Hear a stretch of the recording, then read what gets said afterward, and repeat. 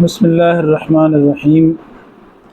ایک سوال پوچھا گیا ہے کہ صف میں جو نابالغ بچے ہوتے ہیں ان کو کہاں کھڑا کرنا چاہیے۔ تو دیکھیں، جو نابالغ بچے ہوتے ہیں تو ان کو صف میں اپنے ساتھ کھڑا کرنا چاہیے۔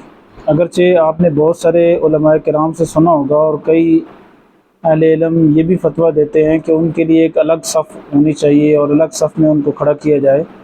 تو مسئلہ تو یہی تھا، لیکن موجودہ زمانے میں دیکھیں حالات کے بدلنے کی وجہ سے مسائل میں بھی تبدیلی ہوتی رہتی ہے۔ تو اب موجودہ زمانے میں جو بچے ہیں اگر ان کو الگ صف میں کھڑا کر دیا جائے گا تو دو چار بچے زیادہ ہو جائیں گے، تو وہ بہت زیادہ شور شرابہ کریں گے، شرارتیں کریں گے، جس سے سب کی نماز میں خلل آئے گا، سب کی نماز جو ہے نا ان کی نماز سے توجہ ان کی ہٹ جائے گی۔